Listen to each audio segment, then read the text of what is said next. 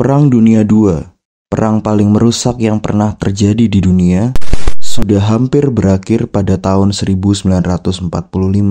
Pada tanggal 30 April 1945, Sang Führer, pemimpin Jerman, kekuatan poros terbesar di Perang Dunia II, yaitu Adolf Hitler, bunuh diri di bunkernya bersama dengan istrinya.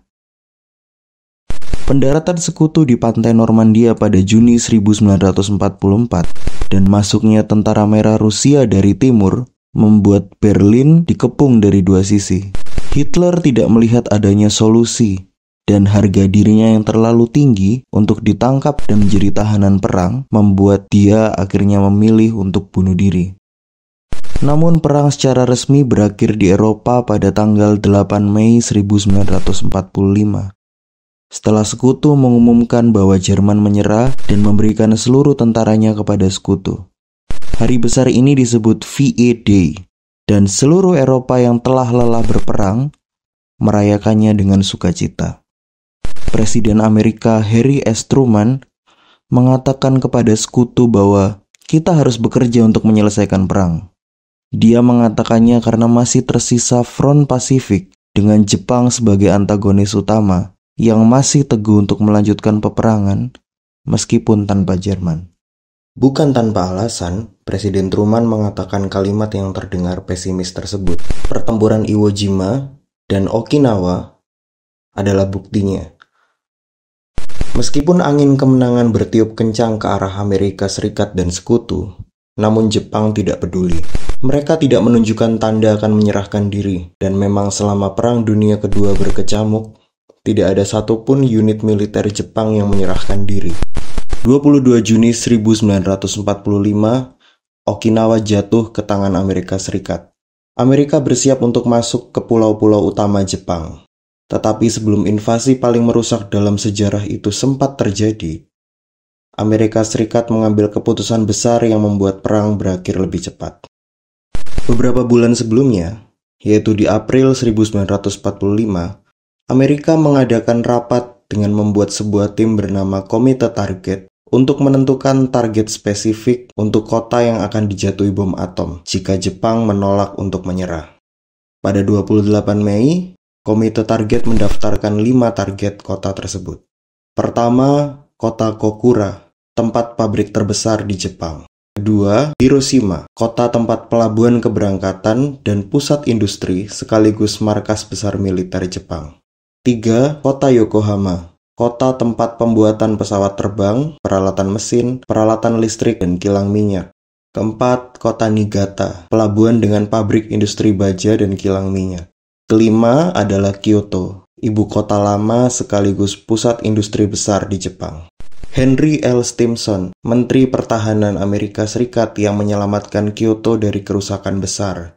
Stimson mengatakan bahwa ada faktor historis, religius, dan budaya yang begitu kuat dari kota Kyoto. Stimson bahkan menghubungi Presiden Truman langsung, dan permintaannya disetujui sehingga Kyoto dihapus dari target. Pada 25 Juli 1945, Nagasaki dimasukkan ke dalam daftar target menggantikan Kyoto. Nagasaki adalah pelabuhan militer utama, sekaligus pusat pembuatan dan perbaikan kapal terbesar di Jepang. Keesokan harinya pada 26 Juli 1945, sekutu mengirimkan deklarasi Potsdam sebagai ultimatum kepada Jepang agar segera menyerah atau kehancuran total untuk seluruh angkatan bersenjata Jepang.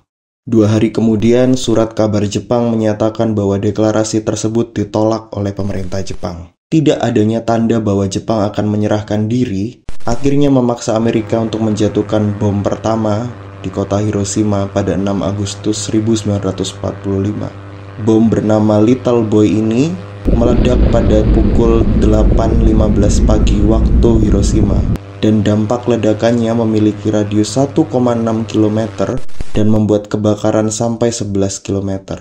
Little Boy memakan korban jiwa kurang lebih 66.000 sampai 140.000 orang, dan korban terluka lebih dari 100.000 orang.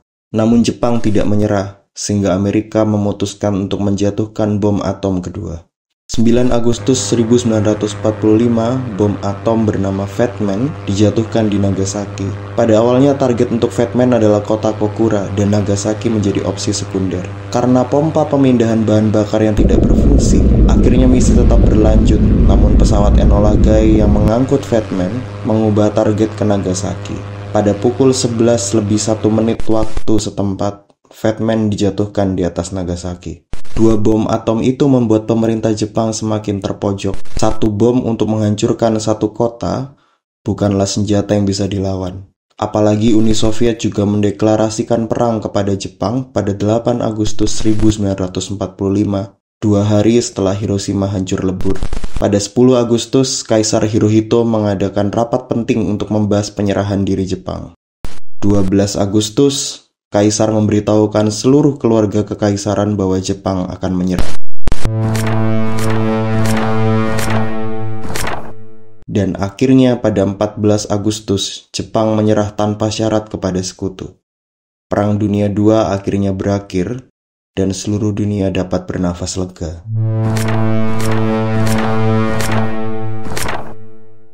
Kaisar Hirohito mengumumkan penyerahan diri Jepang kepada seluruh rakyatnya melalui radio pada 15 Agustus 1945, sehingga hari besar ini dinamakan VJ Day dan dirayakan pada 15 Agustus.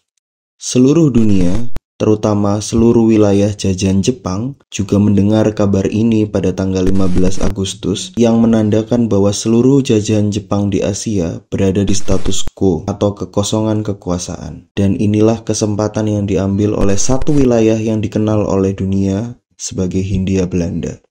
Sultan Syahrir. Dia adalah yang pertama kali mendengar kabar melalui siaran radio luar negeri dan dia langsung mengabarkan kepada seluruh golongan muda dan akhirnya ke Soekarno dan Muhammad Hatta. Di hari yang sama, golongan muda juga melakukan rapat yang dihadiri oleh Khairul Saleh, Wikana, Darwis, Subadyo, Subianto, Margono, Armansyah, Johar Nur, dan Kusnandar. Hasil rapat ini menyimpulkan bahwa kemerdekaan Indonesia adalah hak rakyat Indonesia sendiri. 2. Memutuskan segala ikatan dan hubungan dengan janji kemerdekaan dari Jepang. 3.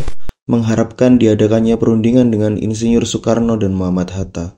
4. Mendesak Soekarno dan Hatta secepat mungkin menyelenggarakan proklamasi.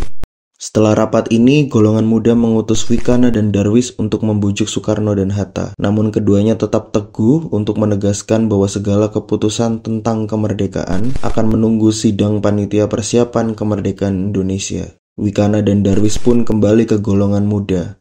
Dan golongan muda sepakat untuk mengamankan Soekarno-Hatta keluar kota dan menjauhkan mereka dari segala pengaruh Jepang. Pukul 4 pagi, Soekarno-Hatta dibawa keluar kota, tepatnya Rengas Dengklok.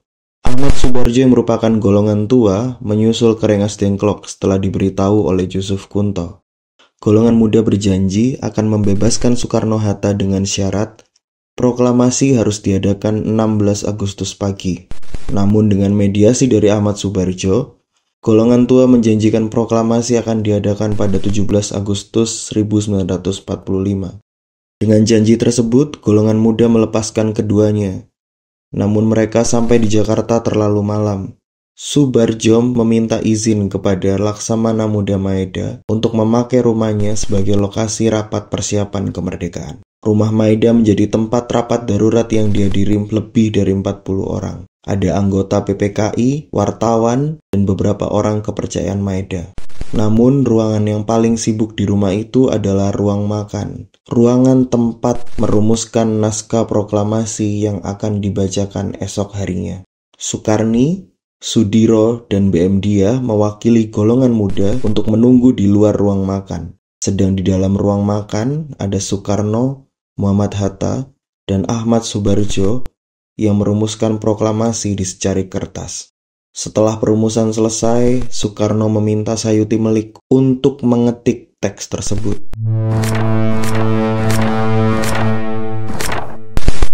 Pukul 4 pagi, Hatta menemui beberapa wartawan yang masih di depan pintu untuk memperbanyak teks proklamasi. Hatta juga meminta Adam Malik, pimpinan kantor berita Domei, untuk mengirim berita proklamasi ke seluruh dunia. Proklamasi Indonesia dibacakan pada 17 Agustus 1945 pukul 10 pagi di depan rumah Soekarno di Jalan Pegangsaan Timur nomor 56. Dan Indonesia menjadi bangsa yang merdeka sejak hari itu sampai sekarang.